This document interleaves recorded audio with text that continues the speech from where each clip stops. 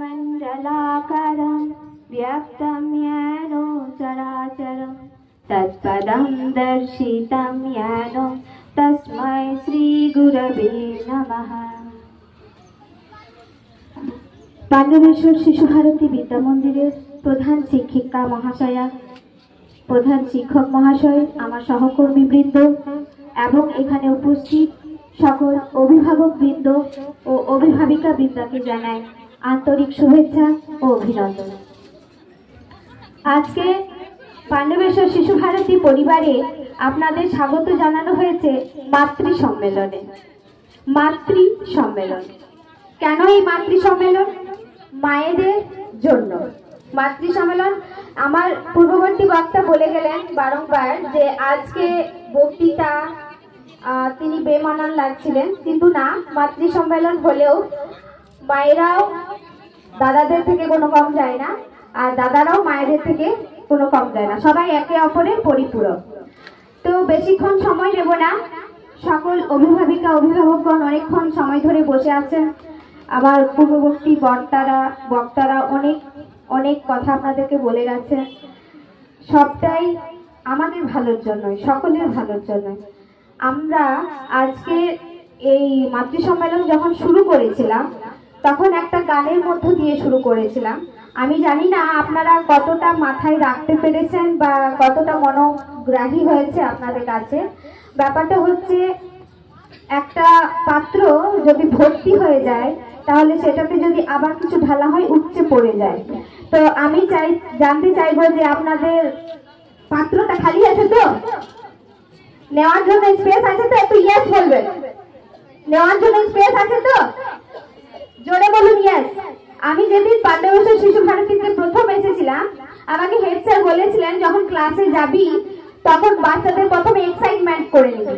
যদি এক্সাইটমেন্ট না থাকে তাদের ওদের অ্যাট্রাকশনটা থাকে না পড়ার প্রতি। কেউ ঝিমিয়ে আছে, কেউ লটকে আছে, আপনারাও যেমন যেভাবে রয়েছেন স্ট্রেট হয়ে বসুন, এক্সাইটমেন্ট নিয়ে আসুন। Are you ready? কোথায় ইয়েস বলুন? ইয়েস। ওই যে বললো না অনুষ্কার মা, আমরা নারী, আমরা সব পারি। Are you ready? তাহলে কথাই যাই। কথা হচ্ছে, আজকে প্রথমে শুরু হয়েছিল জাগো লক্ষ্মী মায়ের দল, তোমরা না জাগিলে মাগো দেশের অমঙ্গল। এইটি আমার শ্রী শ্রী ঠাকুরের কথা। এবার কথা হচ্ছে লক্ষ্মী। আমার ম্যাম বললেন যে লক্ষ্মী অর্থাৎ কোনো হিন্দু আরাধ্যা দেবীকে বোঝা যাচ্ছে না। লক্ষ্মী অর্থাৎ হলো শ্রী। শ্রী কথার অর্থ শুদ্ধ। লক্ষ্মী পূজা, কালী পূজা যতই পূজা করো না, নিজে লক্ষ্মী না হলে মা কিছুই হবে না। তাই আমাদেরকে প্রথমে লক্ষ্মী হয়ে উঠতে হবে। সে আরাধ্যা দেবী লক্ষ্মী নয়, সংসারের উপযোগিনী, সন্তানের উপযোগিনী, স্বামীর উপযোগিনী স্ত্রী হয়ে উঠতে হবে, তবেই হবো আমরা লক্ষ্মী। আজকে আমাদের মাতৃ সম্মেলনের একটাই প্রধান উদ্দেশ্য, মায়েদেরকে একত্রিত করে আমাদের ছোট ছোট সদস্যদের সর্বাঙ্গীন সুন্দর করে তোলা। প্রত্যেকটা ম্যাম যাতে বাচ্চাদের সুন্দর হয়ে ওঠে সেই জন্য এক একটা টপিক নিয়ে আলোচনা করেছে। আপনারা নিশ্চয়ই সেটা শুনেছেন এবং গ্রহণও করেছেন।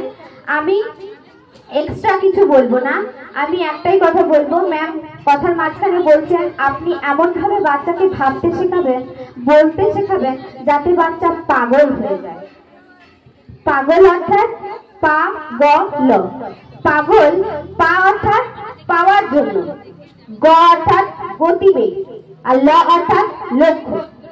আপনার বাচ্চা সঠিক জিনিসটা পাওয়ার জন্য যে গতিবেগটা থাকবে সেটা যেন উচ্চতর হয়, সেটাই আমার ম্যাম বোঝাতে চেয়েছিলেন। আর ওইটার জন্য ম্যাম আমাকে একটা টপিক দিয়েছেন, দৈনন্দিন জীবনে ধর্ম। আমরা বিশেষ করে বর্তমান সমাজে এখানে যে মায়েরা বসে রয়েছি সকলে ভাবি ধর্ম মানে হয়তো ব্রত, উপবাস, উপাসনা এই সকল। না, ধর্ম সেখানে বন্দী নয়। ধর্ম অর্থাৎ হচ্ছে ধারণ করা। বাঁচতে বাঁচতে যা যা লাগে তাই নিয়ে তোমাদের ধর্ম লাগে। আমরা বাঁচবো, বাড়বো, সেটাই হচ্ছে ধর্ম। এটাই হচ্ছে ধর্মের সঠিক পরিভাষা।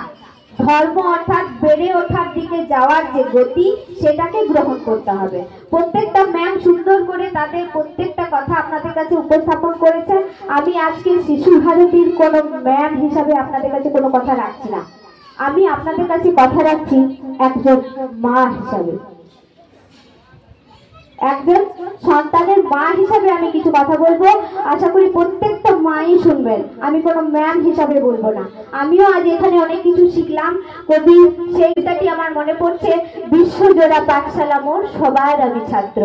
আজকে আমি এখান থেকে আপনাদের থেকে অনেক কিছু শিক্ষা গ্রহণ করেছি। খুব ভালো লাগলো শ্রেষ্ঠার মায়ের কথাগুলো শুনে, খুব ভালো লাগলো অনুষ্ঠান মায়ের কথাগুলো শুনে, খুব ভালো লাগলো ধৃতির প্যারেন্টসদের কথাগুলো শুনে। আমি আপনাদের কাছে মা হিসাবে কিছু উপস্থাপনা রাখবো, ছোট্ট 5 থেকে 8 মিনিট। প্রথম কথা, প্রত্যেকটা জিনিসের টাইপ হয়, ধরন হয়। আমরাও কিন্তু একটা ধরনের মধ্যেই পড়ি। কোন ধরনের মধ্যে আমরা পড়ি আমরা নিজেরাই সিলেক্ট করব।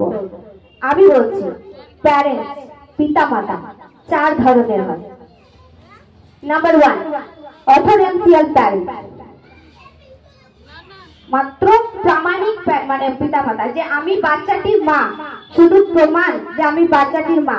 বাচ্চা কি খাবে, কি পড়বে, কি করবে, কি চায়, কি ভালো কি মন্দ কিছুই বোঝে না, এইরকম পিতা মাতা হয়।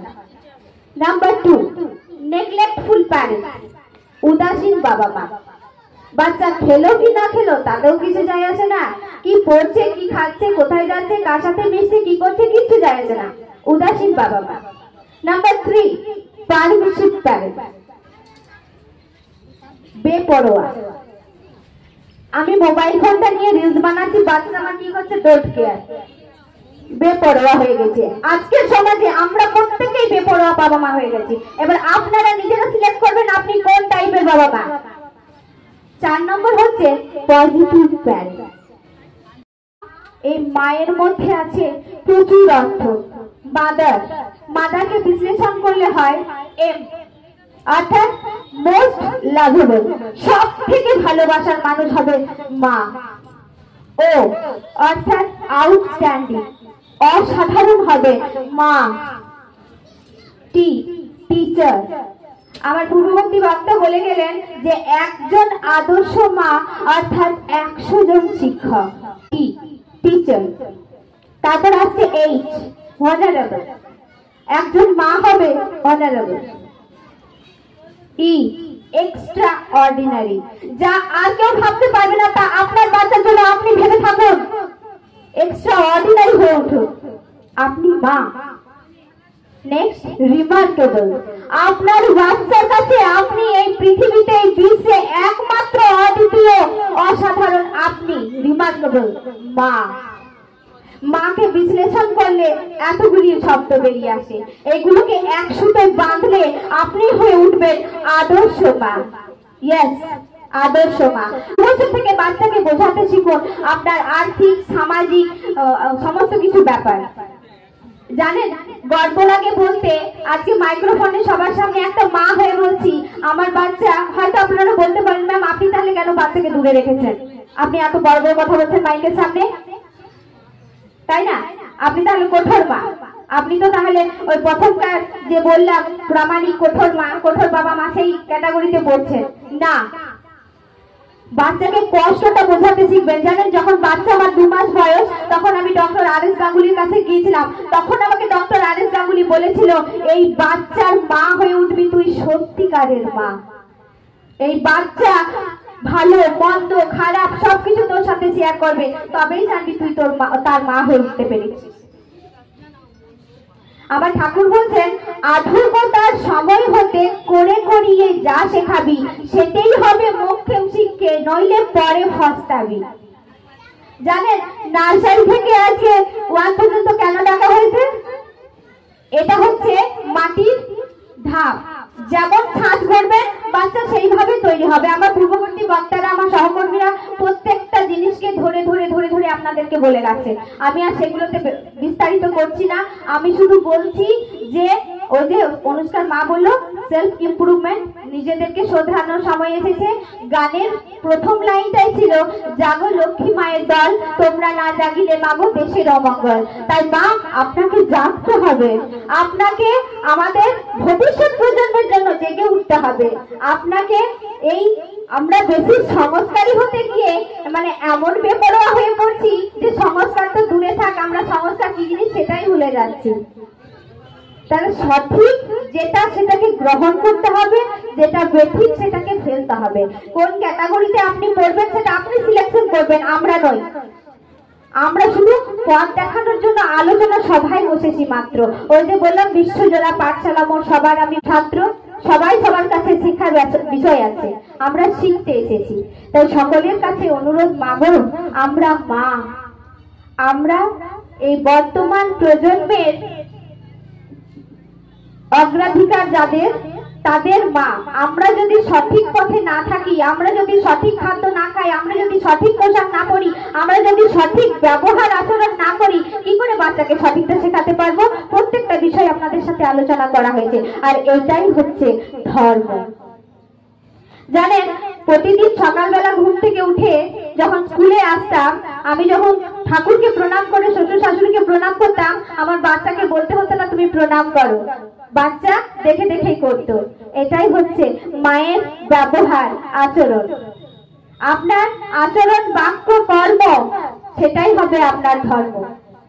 ধর্ম বলতে অন্য কিছু নয়, ধর্ম বলতে কোনো সম্প্রদায় নয়। অন্যে বাঁচায় নিজে বাঁচে, ধর্ম বলে জানিস তাকে। ধর্মে সবাই বাঁচে বাড়ে, সম্প্রদায়টা ধর্ম না রে। আমরা সম্প্রদায়ে ঢুকে পড়ছি। আমরা বাচ্চাদের মানসিক গঠনটা আমাদের কাছে। আমরা সবাইকে ভালোবাসতে শেখাবো। সবাই, সব ম্যামরা খুব সুন্দর করে আপনাদেরকে বুঝিয়েছেন।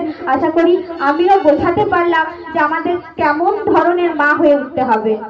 কোন ক্যাটাগরিতে আপনি পড়বেন, কঠোর মা, উদাসীন মা, বেপরোয়া মা, নাকি সক্রিয় মা, আদর্শ মা, আপনি সিলেক্ট করবেন। প্রত্যেককে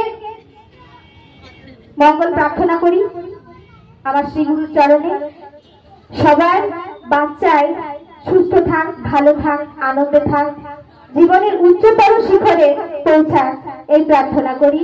আমরাও শিশু ভারতী বিদ্যা মন্দির সহযোগিতায় হাত বাড়িয়ে রয়েছি। শিশু ভারতী বিদ্যা মন্দির যে শিক্ষা দিয়ে থাকে, আদার্স কোন স্কুলের সাথে আমি তুলনা করব না, কারণ আমিও অন্য স্কুল থেকে এখানে এসেছি, আমি দেখেছি, আমি বুঝেছি বলেই শিশু ভারতীকে আমি আমার বিদ্যা মন্দির বলে বলি, আমার স্কুল বলে বলি। তাই শিশু ভারতী বিদ্যা মন্দির প্রাঙ্গণে আপনার বাচ্চাকে ছেড়ে আপনি বেপরোয়া থাকবেন, তখন আপনি বেপরোয়া থাকবেন। বাকি সময়টা কি করলে আপনি সক্রিয় মা হয়ে উঠবেন সেদিকে একটু নজর দেবেন। সকলের মনোবাসনা আমরা সবাই সুন্দর হতে চাই, সেই সুন্দর জন্য আমি ঈশ্বরের কাছে প্রার্থনা করব। অসতমা সদ্গময়া তমসো মা জ্যোতির্গময়া মৃত্যুর্মা মৃতং গময়া। ওম শান্তি শান্তি শান্তি। আমরা অসৎ থেকে সৎ পথে যেন যেতে পারি, অন্ধকার থেকে আলোর দিকে যেন যেতে পারি, মৃত্যু লোক থেকে অমৃত লোকে যেন যেতে পারি, এই প্রার্থনা শ্রী গুরুর চরণে। সকলে ভালো থাকুন, সুস্থ থাকুন, আনন্দে থাকুন, আদর্শ মা হয়ে উঠুন। সকলকে ধন্যবাদ।